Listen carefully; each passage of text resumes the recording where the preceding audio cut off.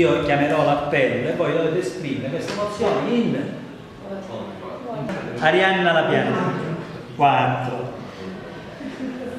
Giuseppe Lapiana 5, pure Giuseppe alte 5, Laid 6, Giorgio Scarpaci 6. Classe sottotono oggi.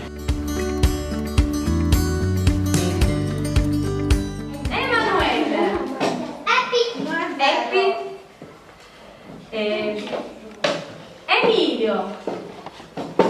Felicissimo. Super, super felice. Thomas. Felice. Melissa. Contentissima. Pietro. Intanto sono felice. Come? Annoiato. Annoiato. Vincenzo. Super Felice. Iole. super mega arrabbiata. Super mega arrabbiata. Carmela. Emilio, non mi piace il passo. Super extra arrabbiatissimissima.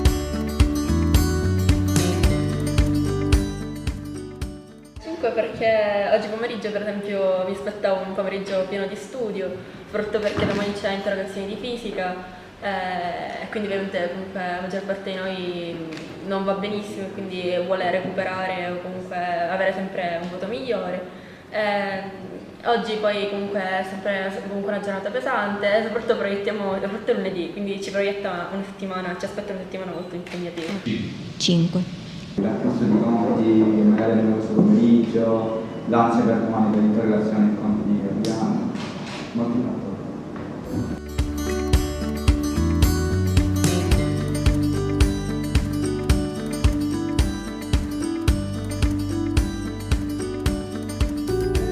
Mi dava la possibilità di poter capire velocemente delle cose che prima avevo notato nei ragazzi, però che non riuscivo ad individuare, no? Questa tecnica numerica, guardandola nel tempo, mi dava la possibilità di guardare l'andamento dello stato di ogni singolo alunno. Per quanto mi riguarda, ho adattato questi dati che venivano presi giornalmente, li ho utilizzati graficamente per analizzare nel tempo e nel periodo l'andamento dello stato delle emozioni di ogni singolo alunno, e questo mi ha dato proprio una velocità di analisi veramente interessante, nel senso che l'andamento grafico e l'andamento delle curve ti davano la possibilità di monitorare, diciamo, velocemente quello che era successo ad esempio in un periodo circoscritto. Ma gli studenti sembrano molto motivati, anzi abbiamo parlato diverse volte, mi dico, e tutti concordano nel dire che l'insegnante dovrebbe relazionarsi con gli studenti in maniera diversa, cioè essere più aperto anche non solo al raggiungimento della conoscenza proprio della materia, ma anche ad avere un rapporto anche emotivo con i ragazzi che possano, come dire, creare una situazione di partenza che li faccia esprimere in maniera più sicura e senza ostacoli no?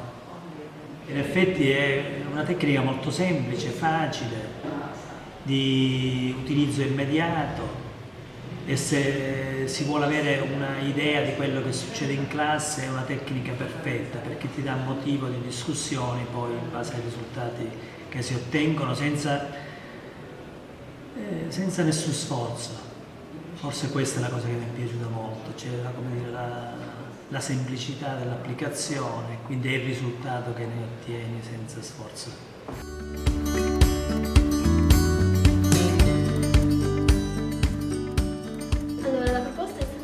Interessante anche perché è un argomento nuovo che abbiamo fatto quest'anno e non ho mai sentito di dare un voto alle emozioni.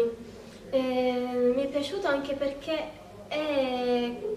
ti dà un momento per riflettere su come è andato quel giorno, cosa ti è andato male, cosa ti è andato bene, cosa ti lascia riflettere su come ti senti, e quindi ogni volta che dai un voto lo dai pensando sia alla situazione scolastica sia alla tua situazione familiare, comunque come ti senti, e quindi cerchi di... anche perché il voto non si può dare direttamente, bisogna almeno un po' rifletterci, perché le emozioni sono molte, quindi uno può provare diverse emozioni anche nello stesso tempo, uno può essere felice, triste, anche non sapere cosa provare. Quindi penso che sia anche stata un'attività interessante. La cosa che mi è piaciuta di questo progetto è dover anche staccarsi un po' dalla lezione regolare, dallo stress scolastico, e quindi è come un momento dove ci dedichiamo un po' a noi stessi. La cosa che mi è piaciuta di meno è il fatto di è stato creato un po' di distaccamento dai professori, quindi mi piacerebbe che anche i professori stessi partecipassero a questi progetti. Ti piacciono queste attività che facciamo in classe? Molto. Moltissimo, perché mi diverte tanto.